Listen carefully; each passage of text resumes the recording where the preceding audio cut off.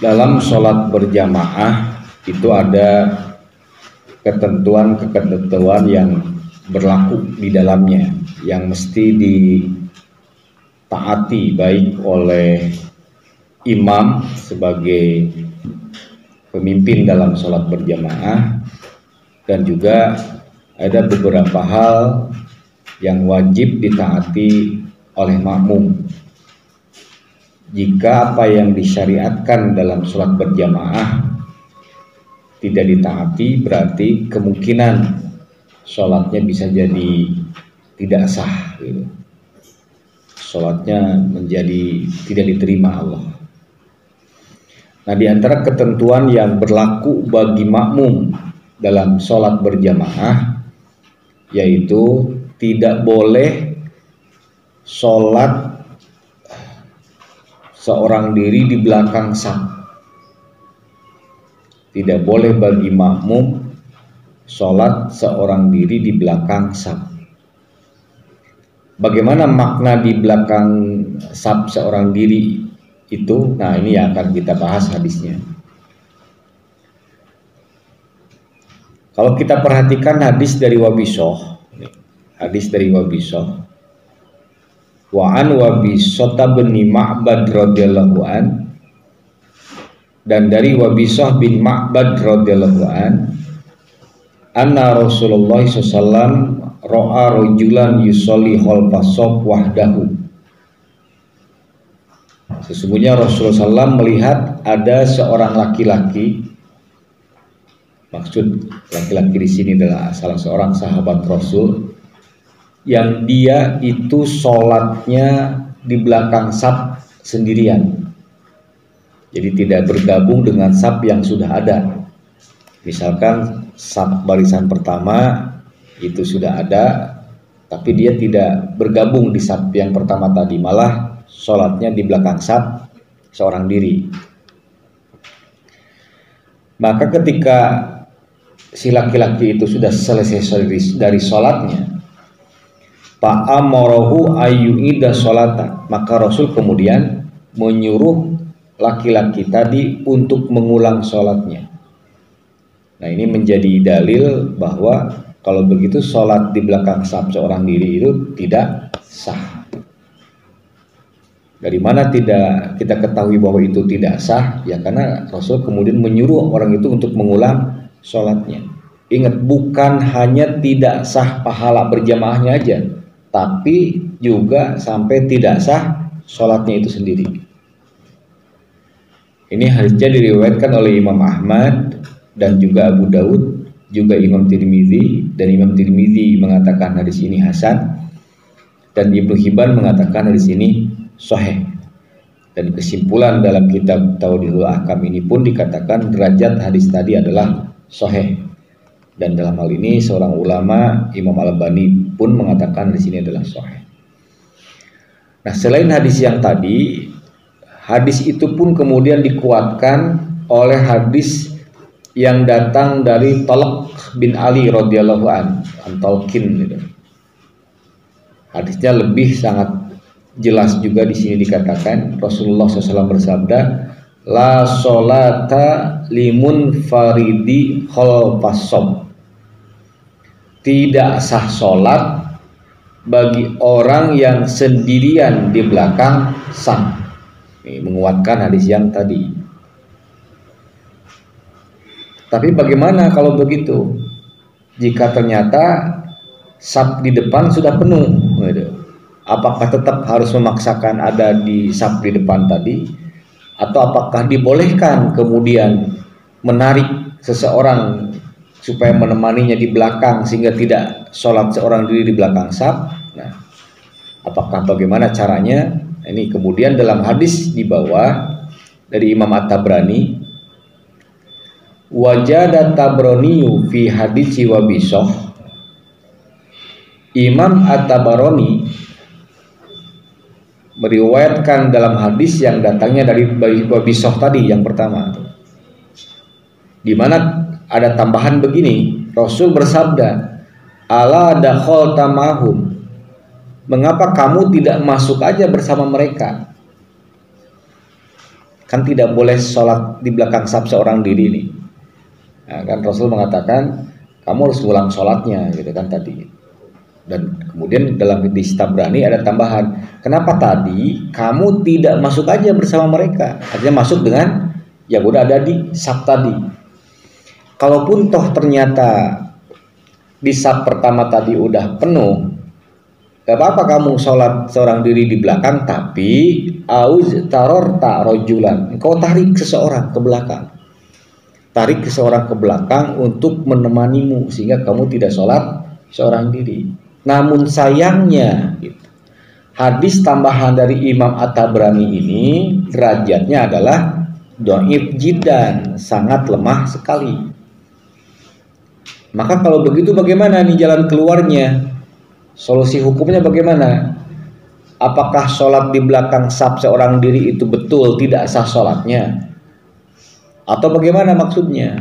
Maka di dalam kitab Tauhidul Ahkam disebutkan beberapa catatan sebagai berikut. Nih. Pertama, hadis dari Wabisah tadi ini menjadi ya dulu ala wujubi sholati fis-shaf. Faman shalla munfaridan lam tasihu sholatahu wa alaihi adatu sholah. Yang pertama, hadis dari Wabisah tadi menjadi dalil wajibnya sholat itu masuk ke dalam saf. Jadi kita wajib sholat berjamaah itu ada di barisan, tidak boleh sendirian di belakang. Maka barang siapa yang sholat munfaridan, paman sholat munfaridan, maka barang siapa yang sholatnya seorang diri, lam tasihu sholatu, maka sholatnya tidak sah. Wa alaihi i'adatu sholah, maka dia wajib mengulang sholat. Ini yang pertama. Paham sampai sini? Jadi hukumnya sholat masuk ke dalam saf itu adalah wajib. Kalau sholat seorang diri di belakang saf, hukumnya adalah haram dan sholatnya dianggap tidak sah, maka wajib baginya untuk mengulang sholat. Pertama itu. Nah kemudian berkata Imam As-Syafi'i rahimahullah, amma Syafi'iyu fayaqul lau sabata hadal hadis laqultu bihi. Imam Syafi'i berkata, kalaulah hadis ini kuat, maka aku berpendapat dengan hadis ini. Jadi Imam Syafi'i sepakat dengan apa yang ada dalam hadis ini. Maksudnya gimana Imam Syafi'i sepakat itu? Ya, Imam Syafi'i sepakat, beliau berpendapat bahwa yang namanya sholat di belakang saf seorang diri itu dianggap tidak sah. Itu maksudnya. Kemudian penjelasan yang berikutnya,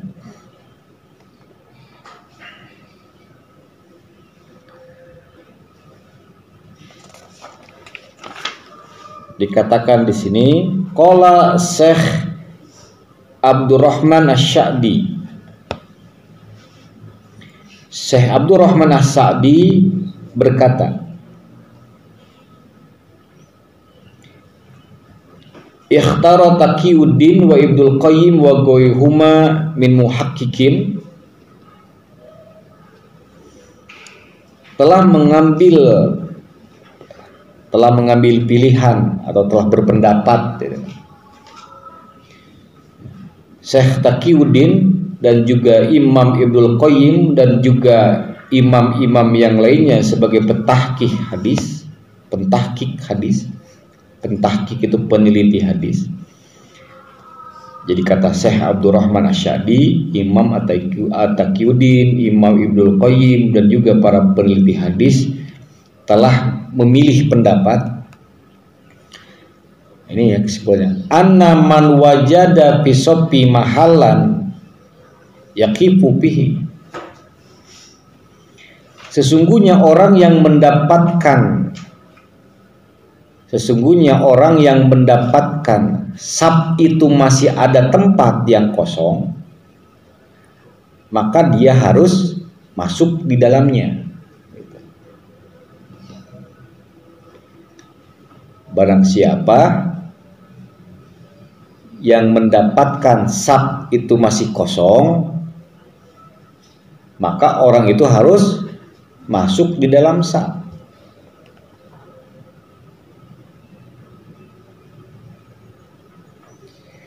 Maka kalau dia tidak masuk, ya, maka jika dia tidak masuk ke saf tadi dan sholat seorang diri di belakang saf, sholatnya tidak sah. Itu maksudnya. Paham nggak? Misalkan contoh begini, saf pertama masih kosong, dia datang masuk ke saf gitu, masuk ke sholat berjamaah, tapi dia tidak masuk ke dalam barisan, padahal tadi barisan yang pertama masih bisa diisi oleh dia. Dia lebih memilih sholatnya di belakang saf sendirian. Nah, itu yang dimaksud dengan tidak sah sholatnya. Paham nggak? Fala yahilu lahu ayyaqifa wahdahu khalfas shaf. Maka tidak halal baginya sholat di belakang saf seorang diri. Kenapa tidak halal? Kenapa tidak boleh? Karena saf di depan masih bisa diisi. Sekarang bagaimana jika saf yang di depan sudah penuh? Wa illam yajid mahallan yaqifu fihi wajaba alaihi ayasofa wahda. Jika saf yang pertama itu tidak ada tempat, sudah penuh. Jika saf pertama sudah penuh, maka wajib baginya untuk sholat seorang diri di belakang saf, dan tidak boleh wala yatruk jamaah, dan tidak boleh meninggalkan jamaah. Karena tadi pemahamannya mungkin ya kan nggak boleh tuh sholat di belakang saf seorang diri, harus dia mengulang, akhirnya dia sholat memisahkan diri misalkan. Tidak boleh. Nggak apa-apa dia sholat di belakang saf berjamaah gitu, walaupun hanya seorang diri. Kenapa? Alasannya kan di depan tadi udah penuh. Dan tidak boleh menarik orang yang di depan satu orang ke belakang untuk menamai dia. Tidak boleh. Tidak boleh menarik seseorang yang sudah ada di saf depan untuk mundur ke belakang menemani dia. Dan alasan tadi kan tidak boleh nih sholat seorang diri di belakang saf, berarti ya udah saya tarik seseorang aja ke belakang. Itu tidak boleh. Kenapa tidak boleh? Karena dalil yang merujuk adanya menarik tadi itu derajat hadisnya adalah sangat dhaif gitu. Betul ada hadisnya harus menarik, tapi dhaif sekali hadisnya. Nah, ini yang biasa berlaku di masyarakat kita itu seperti itu kan? Karena alasan tidak ada yang menemani di belakang saf ketika dia sholat dan takut sholatnya dianggap tidak sah, maka suka ada yang narik ke belakang. Nah, ternyata itu tidak boleh. Kenapa tidak boleh? Karena hadisnya sangat dhaif. Jadi bagaimana kalau begitu? Ya udah, sholat aja dia seorang diri di belakang saf dan sholatnya dianggap sah, dan perlu harus diulang. Apalagi seorang ulama ya, yang bernama Syekh Islam Ibnu Taimiyah itu berpendapat menarik seseorang dari depan untuk menemani dia di belakang tadi itu telah melakukan beberapa pelanggaran. Dan ini dikatakan juga oleh Imam Ibnul Qayyim dalam kitab Bida'il Qawaid. Imam Ibnu Qayyim Ibnu Taimiyah mengatakan bahwa tidak boleh menarik seseorang dari depan ke belakang. Satu, ini beberapa kesalahan yang terjadi kalau menarik. Mengganggu kehusuan orang yang sedang sholat tadi. Emang nggak keganggu gitu kalau orang lagi enak-enak dengerin imam baca misalkan, atau lagi ya baca dia dalam sholat, tiba-tiba ditarik oleh kita ke belakang untuk supaya mundur temani kita. Keganggu nggak kehusuannya? Pasti keganggu. Yang kedua, perbuatan menarik seseorang mundur ke belakang itu akan menjadikan saf yang tadinya rapat menjadi renggang. Padahal itu tidak boleh, kan gitu. Saf renggang itu kan tidak boleh. Nah, orang ini malah menariknya sehingga terjadilah kerenggangan dalam saf.